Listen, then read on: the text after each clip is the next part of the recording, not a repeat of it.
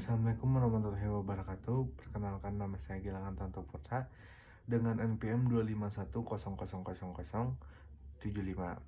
Di sini saya akan menjelaskan tentang materi apa saja yang saya dapatkan selama pembelajaran mata kuliah kewarganegaraan.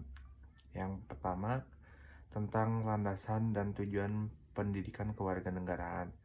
Materi ini menjelaskan tentang pendidikan kewarganegaraan merupakan instrumen strategis dalam membentuk karakter warga negara yang berkepribadian Pancasila, memiliki kesadaran konstitusional, serta bertujuan bertanggung jawab terhadap kehidupan bermasyarakat, berbangsa, dan bernegara. Untuk landasan utamanya bersumber dari Pancasila sebagai dasar negara, lalu ada Undang-Undang Dasar Undang-Undang Dasar Negara Republik Indonesia tahun 1945, serta nilai-nilai kebangsaan yang hidup dalam masyarakat Indonesia. Lalu sebagai bagian dari mata kuliah kewarganegaraan ini, tidak hanya berfungsi sebagai transfer pengetahuan, tetapi juga sebagai sarana pembentukan sikap, nilai, dan moral kebangsaan, yang dimana mahasiswa diarahkan untuk memiliki rasa cinta tanah air, kesadaran hukum, serta kemampuan berpikir kritis dalam menyikapi persoalan kebangsaan dan kenegaraan. Untuk pendidikan kewarganegaraan ini di Indonesia mengalami perkembangan seiring perubahan sistem politik. Pada masa awal kemerdekaan, pendidikan kewarganegaraan ini difokuskan pada penamaan semangat nasionalisme dan persatuan bangsa. Pada masa Orde Baru, pendidikan kewarganegaraan ini lebih bersifat doktrinal melalui penataran P4. Sementara itu pada era reformasi, pendidikan kewarganegaraan ini sebagai pendidikan demokrasi yang menekankan hak asasi manusia, partisipasi warga negara, dan penegakan hukum dalam negara demokratis. Yang kedua, warga negara cerdas di era digital.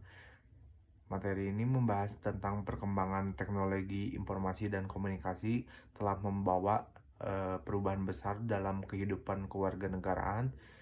Era digital membuka ruang baru bagi warga negara untuk berpartisipasi secara aktif dalam proses demokrasi, baik melalui media sosial, platform, pengadilan publik e-government, maupun forum-forum diskusi daring. Teknologi memungkinkan terjadinya komunikasi dua arah antara pemerintah dan masyarakat secara lebih cepat, transparan, dan efisien. Namun di balik kemudahannya tersebut, era digital juga menghadirkan berbagai tantangan serius. Maraknya penyebaran hoaks, disinformasi, ujaran kebencian, serta radikalisme digital dapat mengancam persatuan bangsa dan kualitas demokrasi. Oleh karena itu, warga negara cerdas di era digital adalah mereka yang memiliki literasi digital, mampu memilah informasi secara kritis, menjunjung tinggi etika berkomunikasi, serta bertanggung jawab dalam menggunakan teknologi sebagai sarana kontribusi positif bagi kehidupan berbangsa dan bernegara. Lalu yang ketiga ada identitas dan integrasi, yang dimana ini menjelaskan tentang identitas nasional merupakan ciri khas yang membedakan suatu bangsa dengan bangsa lain. Bagi Indonesia, identitas nasional tercermin dalam nilai-nilai Pancasila, bahasa Indonesia sebagai bahasa persatuan, simbol negara, serta kekayaan budaya Nusantara. Identitas ini berperan penting dalam membangun rasa kebersamaan dan solidaritas nasional di tengah masyarakat yang majemuk. Lalu integritas sosial menjadi tantangan sekaligus kebutuhan mendasar bagi bangsa Indonesia yang terdiri atas berbagai suku, agama, ras, dan golongan. Integrasi tidak berarti menghapus perbedaan, melainkan menyatukan keberagaman dalam bingkai persatuan. Sikap toleransi serta menghormati serta keadilan sosial menjadi kunci utama dalam menjaga integritas nasional agar konflik horizontal dapat dihindari. Lalu yang keempat ada hak dan kewajiban warga negara Indonesia, yang dimana membahas tentang dalam kehidupan berbangsa dan bernegara setiap warga memiliki hak dan kewajiban yang dijalankan secara seimbang. Proses berbangsa dan bernegara merupakan kesepakatan kolektif seluruh warga negara untuk hidup bersama dalam suatu sistem kewarganegaraan yang diatur oleh konstitusi. Nah, lalu lanjut ke yang kelima, negara dan konstitusi. Konstitusi merupakan fondasi utama dalam penyelenggaraan negara. Undang-Undang Dasar 1945 disusun oleh para pendiri bangsa sebagai pedoman dasar dalam mengatur kehidupan berbangsa dan bernegara. Dalam perjalanan Undang-Undang Dasar 1945 mengalami perubahan melalui amandemen untuk menyesuaikan dengan tuntutan demokrasi dan perkembangan zaman. Sebagai hukum tertinggi, konstitusi menjadi sumber legitimasi bagi peraturan perundang-undangan dan kebijakan negara. Konstitusi juga berfungsi menjaga kedaulatan negara dengan mengatur pembagian kekuasaan, mekanisme checks and balance, serta pelindungan hak asasi manusia agar tidak menjadi penyalahgunaan kekuasaan. Yang keenam ada negara hukum dan demokrasi, menjelaskan tentang Indonesia itu menganut prinsip negara hukum, yang berarti seluruh penyelenggaraan negara harus berdasarkan hukum, supremasi hukum, persamaan di hadapan hukum, dan jaminan pelindungan hak asasi manusia merupakan ciri utama negara hukum. Lalu yang ketujuh ada demokrasi dalam sistem NKRI, yang dimana menjelaskan tentang demokrasi dalam NKRI tidak dapat dipisahkan dari nilai-nilai Pancasila.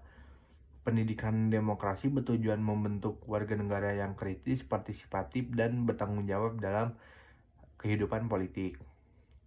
Lalu lanjut ke yang ke-8, reformasi dan penegakan hak asasi manusia. Era reformasi menandai penggugatan, pengakuan, dan pelindungan hak asasi manusia di Indonesia. Setiap manusia diakui memiliki martabat dan hak yang sama tanpa diskriminasi. Lalu yang ke-9 ada tentang bela negara, menjelaskan tentang bela negara bukan hanya kewajiban militer, melainkan sikap dan perilaku seluruh warga negara yang mencerminkan kecintaan kepada tanah air. Bela negara dapat diwujudkan dalam berbagai bentuk, seperti berprestasi menjaga persatuan, mematuhi hukum, serta berkontribusi positif sesuai bidang masing-masing. Yang ke-10 ada etika dan moralitas dalam kehidupan berbangsa dan negara.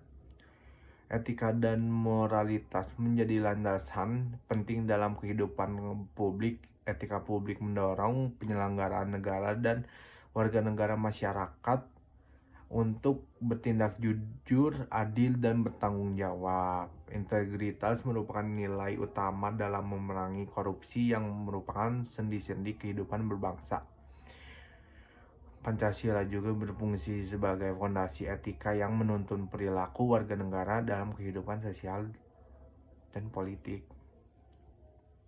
Lalu lanjut ke yang 11, wawasan Nusantara, yang dimana menjelaskan tentang wawasan Nusantara merupakan cara pandang bangsa Indonesia terhadap diri dan lingkungannya sebagai negara kepulauan yang majemuk. Secara filosofis, wawasan ini lahir dari kesadaran atau kondisi geografis sosial budaya Indonesia. Yang kedua ada ketahanan nasional. Ketahanan nasional merupakan kondisi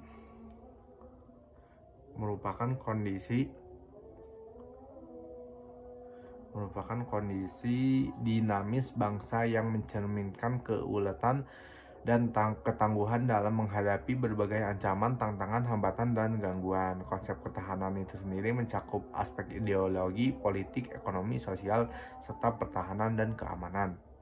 Yang ke-13, globalisasi dan pengaruh terhadap warga negara. Globalisasi merupakan proses integrasi dunia yang dipercepat oleh kemajuan teknologi dan komunikasi. Globalisasi membawa dampak positif berupa kemajuan ilmu pengetahuan dan ekonomi, namun juga menimbulkan tantangan berupa lunturnya nilai-nilai budaya dan meningkatkan ketergantungan global. Lalu yang terakhir ada tentang Pancasila sebagai falsafah dalam era globalisasi. Di tengah arus globalisasi, Pancasila berperan sebagai dasar filosofis dalam menyaring pengaruh budaya dan nilai asing. Nilai Pancasila seperti gotong royong, keadilan sosial, dan toleransi harus terus menerus diimplementasikan dalam kehidupan modern. Tapi yang diajarkan oleh Pak Subelo bukan hanya tentang materi itu saja. Dalam pengajarannya bukan tentang materi, tapi juga ada tentang moral, yang dimana beliau mengatakan beberapa dan memberikan beberapa moral atau penyampaian moral yang menarik buat mahasiswa. Bukan sekedar kita diharuskan untuk menulis materi dan mengisi jawaban saja, tapi kita diharuskan untuk memberikan pertanyaan lalu memberikan jawaban secara berpikir positif dan tidak malu untuk berpresentasi gitu. Lalu untuk dalam pembelajarannya tersebut tidak hanya seperti yang dibilang, tidak hanya tentang menulis dan mengisi soal lalu tugas, tapi juga diberikan ada dalam cerita tentang masa lalu terkait sejarah yang berkesambungan dengan kewarganegaraan itu sendiri. Lalu diberikan beberapa pelajaran moral yang bisa kita dapat, yang penyampaiannya cukup menarik. Tidak hanya tentang kata-kata yang diberikan, tapi juga beberapa makna yang beliau berikan kepada mahasiswa, tidak hanya dalam satu kata, tapi dalam satu contoh yang berbagai makna. Untuk pembelajarannya sangat menarik, yang dimana tidak membosankan, apalagi tidak membuat mengantuk, karena di sela-sela pembelajaran pasti saja ada beberapa candaan yang membuat kita tertawa dan membuat kita merasa hangat akan pembelajaran tersebut. Karena menurut saya kewarganegaraan atau pembelajaran itu sendiri tidak dapat dibentuk dengan secara tulis dan mengisi jawaban saja, tetapi secara sifat penyampaian sikap kita sendiri itu dibentuk melalui pembelajaran yang efektif seperti yang dilakukan Pak Subelo ini.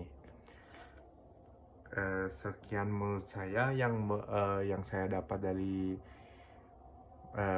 beberapa pertemuan ini, ada 14 pertemuan, saya mendapatkan banyak pengajaran, bukan hanya tentang materi yang beliau ajarkan, tapi juga tentang sejarah dan pentingnya itu bertanya.